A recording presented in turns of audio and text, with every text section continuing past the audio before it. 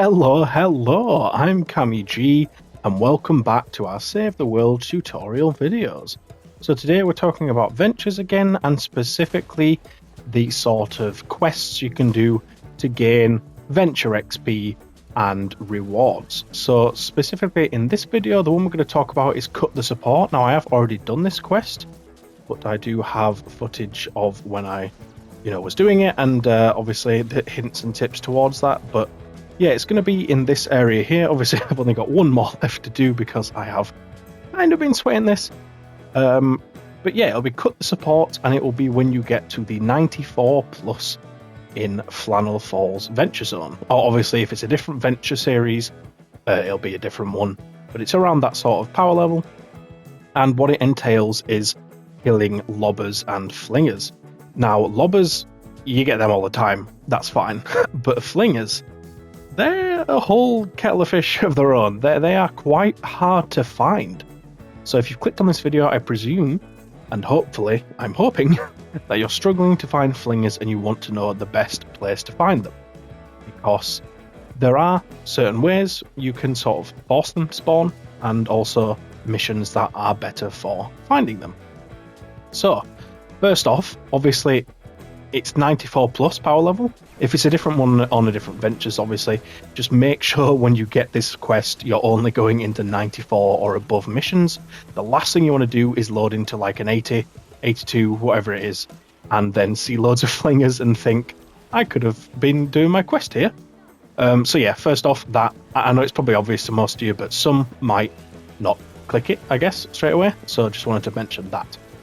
Then, the next thing is, for flingers, it can sometimes be the case that if you're in a public game, enemies can sort of steal your kill, in quotation marks. So if you don't damage them at all, you won't get it towards your challenge. It doesn't work like other quests, like destroy gnomes, for example. If anyone destroys a gnome on the map, that counts towards you. But for flingers, killing enemies, it doesn't count when someone else does it. So you might want to do it on your own. It's not necessary though. If you play with a teddy, for example, or use your turret, then you are going to be damaging all the enemies in the area, and you'll pretty much be guaranteed to kill all of them. But if you are in a public lobby, as soon as you hear the flingers go when they spawn,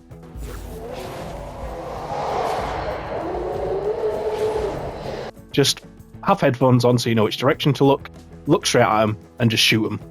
Once. It doesn't matter how many times you shoot them, as long as you hit them once, it will count towards your quest when they die. So yeah, I just wanted to get that out of the way. Right, so for the missions. So, pretty much every objective mission, so by that I mean Atlas, Data, Van, what else have we got? Repair the shelter, evacuate the shelter, Blue Glow mission even. Any mission where there is an objective, bomb, defend the bomb, destroy the bomb, whatever. Yeah, those are the missions where you're going to get flingers. You won't get them in, eliminate and collect. You won't get them in encampments. You won't get them blah, blah, blah. You won't get them in any of the other missions, survivors. You won't get them in those missions. So mainly focus on these missions. But some missions it is easier to get them in. So I found them in all of them, and funnily enough, just sod's law, isn't it? Like, once I'd done the quest, I was seeing them in like every other mission. So yeah, as I said, they spawn in all of them. You will see them a lot. But there's two missions in particular I want to focus on, which I think is there's three actually, but we'll leave the third one as like an optional extra because it's not as good. But you'll see why when I get to it. But the main two are repair the shelter. So this bad boy here, zoom in, dramatic zoom. And then if you go to an Atlas mission, it doesn't matter if it's Atlas 1, Atlas 2, whichever, it doesn't matter. So I'm going to explain why I think these are the best.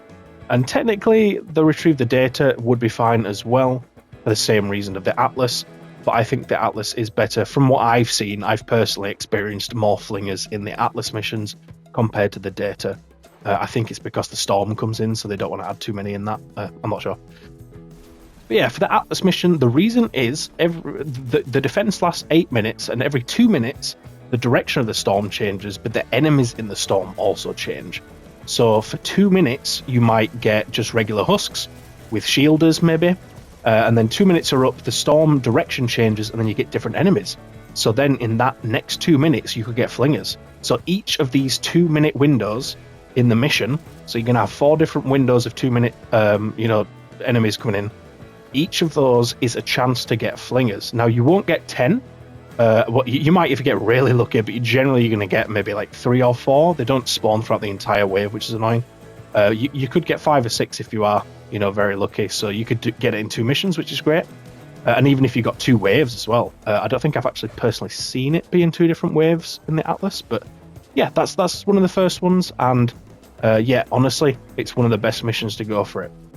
But with Repair the Shelter, so there's loads on this map, God, there's 2 here and there's 1 over here. With Repair the Shelter, when you start this mission and you diagnose the shelter, you get an 8-minute timer that starts, and if you don't collect all 8 C-bots in that time, you will get attacked by a random wave, and in that time, obviously, you could get Flingers. It's just random wave, and basically, you have to kill a certain amount of enemies, and then the wave goes up, and then you get another timer, and if you don't collect the C-bots again, rinse, repeat, you keep getting attacked. Now, the first wave you get attacked from this, if you get Flingers on that, you should get Flingers on every wave after that, leading up to you collecting the 8th C-bot. If you don't get Flingers on the first one, just leave the mission, or just, collect the last C-bot and just get it over and done with if you want the rewards, because the waves are going to be the same type of enemies. So like the Atlas where it was different, on this, when you haven't collected all of the C-bots, the enemies are going to be the same wave. So you can literally, if you get lucky enough and you're going to repair the shelter first time, again, you might want to do this on your own in a private lobby, because general lobbies are probably going to want to pick up the C-bots straight away to avoid an extra wave that, they're probably not going to know of this trick. So you might want to do it in a private lobby. Just go to a mission where you're confident, the power level, maybe wait until you're power level 100 something. Or if you're good with trap tunnels and you've been using our tutorials to learn how to get good with it, obviously you could do it when you're 94. But yeah, if you load into this, don't collect all the C-bots. When the wave comes, if it's got Flingers, all the future ones will have Flingers, and you can just keep doing it until you get your 10. And then you can collect the last C-bot, finish the mission, and you're good. So yeah, Repair the Shelter is probably the best one, because you can guarantee the whole thing as soon as you find Flingers. Something I haven't noticed is whether doing 1, 2, 3 or 4 Atlas mission is a better chance of Flingers. I'd probably assume that doing a higher amount would be better, but if you're doing this solo, you might struggle. So it's up to you. You can often get 2 floating ones in a 4, so you're actually only defending 2 of them. So that might be all right. Now, I did say there was a third option, but it's a bit not as good. So basically, the third option is you go into an evacuate the shelter mission. Now, the reason being is when you first load into this and you have to scurry on over to the shelter and kill 100 enemies, 30 enemies, however many it is for the power level you're at, this is pretty much guaranteed to spawn 2, maybe 3 Flingers. As soon as you get to the shelter, pretty much, you'll see them spawn. Now, I think if you don't get too close to the shelter for it to activate the, kill 30 enemies, but you get close enough to see the enemies, I think you can rinse repeat the Flingers. I haven't actually tested them myself, but I believe they keep spawning. Now, if you do get to the shelter, I think you can still keep killing the Flingers, but you risk the shelter breaking if you take too long, killing the 100 enemies, 30 enemies, however many it is. So you can use this as a guaranteed method to get 2, 3 each time, in which case you can do it in 4 or 5 missions. But obviously you have to then wait 8 minutes to be able to do the full defense, and then it's 6 minutes defense. Generally, you probably want to do it in public lobby. That's why I've added it as an extra option, but I haven't included it as the main sort of source, the main the main missions. Obviously, you can take the information I've given you, weigh it up, and decide how you want to go about it.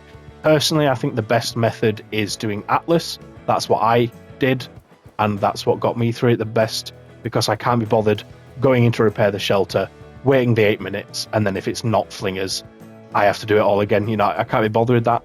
But if you did get Flingers, you're guaranteed to complete it. So, it's you have to weigh the options. But, just wanted to get a video out for people, because I appreciate that a lot of people haven't had the experience to know which missions it would come in.